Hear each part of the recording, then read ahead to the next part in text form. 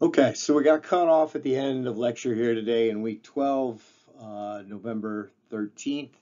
So I'm going to post this so you can take a look at it before next week. So we'll start over with dinner etiquette and we'll move through toward the end. If you want to skip over the first few slides, catch the end stuff, you're welcome to do that. So dinner etiquette.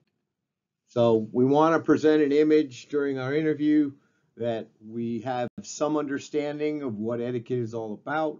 We want to have some understanding of how to present ourselves in a way that people are going to receive in a positive way. So we probably want to avoid some of the things that are happening there. So we talked about being at the table. Never have your phone out, especially during an interview. If you got Bluetooth in your ear, remove it. If you've got that in or you're on your phone, you might as well say, I'm sorry, but what you're saying right now is not interesting or important to me, so I'm going to check out my Facebook instead, or Instagram or TikTok or whatever it is you kids today look at. You're saying that the person you're with is not important, or I have the attention span of an ant, so I might not be the best person for the position. Using your phone during the interview is not the way to go. If there's going to be an emergency, if there's something that you absolutely have to answer, you need to warn people in advance, let them know what's going on. At the table, never blow your nose at the table. Get up, excuse yourself, go to the restroom, take care of it there. Never wear a hat during an interview. Nothing good can come from that. So, especially the gentlemen are supposed to have hats off inside the building. Never chew with your mouth open.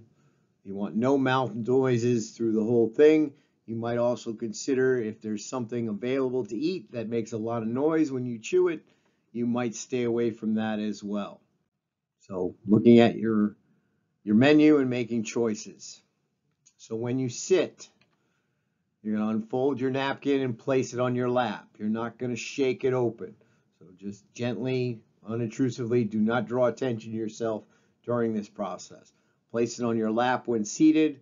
Place it to the side of your plate. If you have to get up and excuse yourself, do not leave it on the chair. Continuing at the table, when can you eat?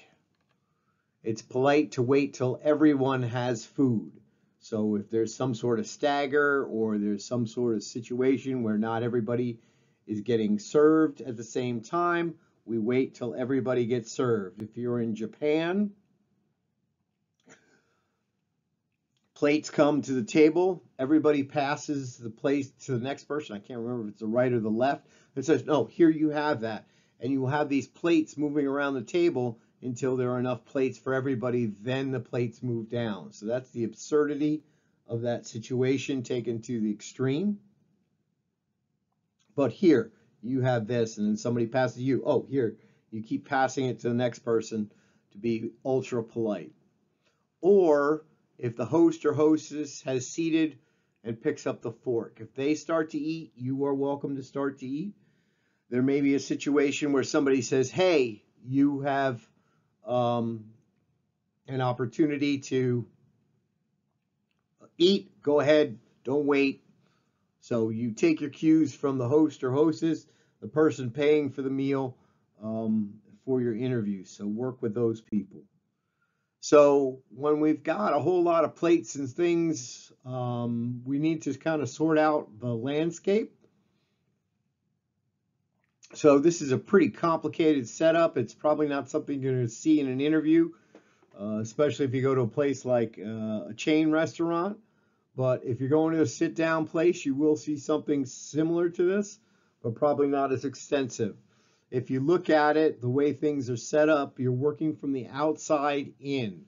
So the soup spoon is the far one on the right. The salad fork is the far one on the left. Dinner fork, teaspoon, knife are on the inside. You got your dessert forks and cake fork, dessert spoon are up on top, so those are after the meal. You've got the various glasses that are meant for the right hand. glasses, saucers, and then you've got your bread thing up to the left. So you're not going to wear that. So the rule of thumb is you work from the outside in. You get these old movies and stuff where people are laying things out with rulers and all that stuff to make sure everything is uniform, everything is the same. That to me never made much sense, but that's the way polite society does it. I guess I am not polite society. You're probably going to run into something like this. We got that soup spoon on the outside, that salad on the other side. You got a couple of glasses up there, or some sort of wine glass or water glass up and to the right. Napkin is across the plate. So the three on the inside, the dinner fork, the dinner knife, and the teaspoon are meant for the main meal. The soup and soup spoon, salad fork are meant for usually the courses that come first. So this is probably what you're going to run into. So you've got your fork on the left, you've got your spoon and knife on the right, and then you've got your drink up top. So we take that napkin, we put it across our lap, and we leave the things there. So eating, how do we eat? Polite society says we take the basket of bread, we take the one roll out, we make sure that there's enough, we break off little pieces, we butter them and eat them as we go. If you've got a shared butter source, make sure that you only take enough. You take enough for your entire roll, but don't take more than you need to. Appetizers, if there's a shared appetizer, take your portion or less. That might be one. If there's individual hand pieces or a few chips, and then you pass it on to the next person, always going to the right. Only take your share, so you're looking at the size of the appetizer and looking around the table. What is my fair share? What is appropriate for one person to take? And that's what you're going to do during an interview. With dips, you'll take a small amount out and you'll take one of those little plates up and to the right or to the left. And you're going to put a little bit of dip on there for the chips that you've taken, something that you can scoop up and then pass once you've taken that small amount, you pass that appetizer on to the next person if you're sharing. Salads can be tricky. I try to avoid them during an interview. You're going to use your salad fork. Usually it's either supplied or it's the outside one to the left. And you leave the fork on the plate when it's finished, so that disappears with the salad plate. The challenge with salads is sometimes they don't get cut up small enough, and what do you do then? Do you break things apart? Do you get out your knife and work with that? That's just an area I just try to avoid altogether, so I usually avoid a salad. I know it's healthy and all that stuff, but I would avoid a salad during an interview just because you never know what you're dealing with at that event. And I found that salads are pretty hard to eat and talk at the same time, especially if people are asking you questions. Soup, I'd probably avoid soup too as well. You're going to use your soup spoon out and to your right. It's either provided or comes with the meal more often than not. Or it's the most outside spoon on your right. The polite way is not to pick up and drink from the bowl, as I often do at home. You're not going to slurp your soup and make noises while you're doing it. And when we get to the end of the bowl, the polite society tips the bowl away from you, and then that gets to you spoon from there. You don't tip it towards you because you might do that. So we're tipping things away as we move with our soup.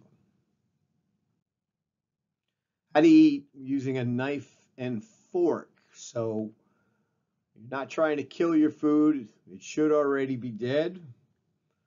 We need to hold that knife correctly. Once you've used the utensil, do not let it touch the table again. You put it up and on the side of your plate, depending on which hand you use, what country you're from. So we don't want to do the underhand or overhand grip there, the stabbing approach. We want to hold it like a pencil if we can and saw back and forth with the knife that way. So this is what we're looking for to do that. We don't want that stabbing motion. We want to politely hold that there. So what are we going to do here? So cutting things up. In America, we use the knife with the right hand and the fork with the left. We cut a few bite-sized pieces off. We place the knife on the plate and then we switch the fork to the right hand and eat, assuming we're right hand dominant. So the same hand that cuts the portions will also do the eating. And we generally eat with our prongs up. So we got the curve on the fork. When we're using the prongs up, we're using the knife or using the fork. We're going to lift up and eat that way. If you're in England, you cut and eat with the knife in the right hand and the fork in the left. So you're holding down, the fork is curving down into the meat. We cut that piece off and we keep that same position as we eat. So effectively, we're eating upside down compared to the Americans. When we eat with our fork, Americans, the prongs are sweeping up. When we're European, we're cutting something, the prongs are pointed down as they get to your mouth. Miscellaneous table manners. Remember, it's not the horse's stable. We're not in a race here. You want to eat slowly. I advise when you're in an interview situation not to get large portions if you can, so you can still eat and get things finished up, but not have to depend on them saying, well, take a break from answering questions, you need to eat. So small portions are a good thing.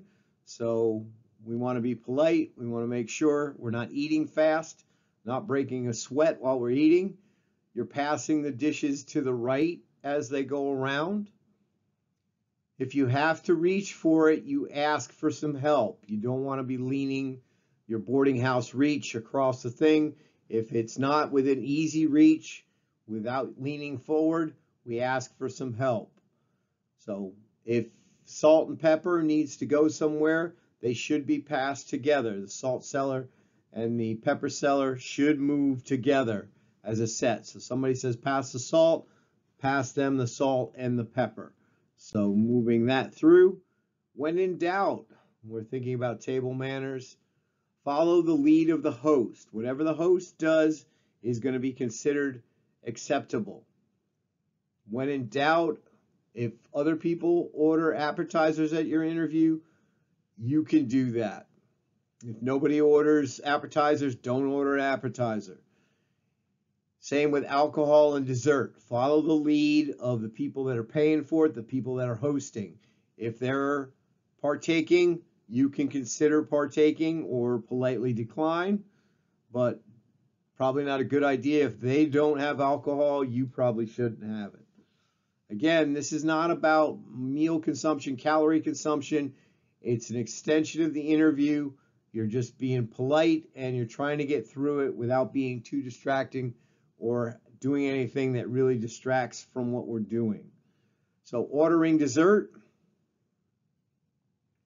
Again, follow the lead of the hosts. I usually defer on this, but you can decide what you think is most appropriate. Read the room, figure out what people are doing, try to be kind of amiable with what's going on around you.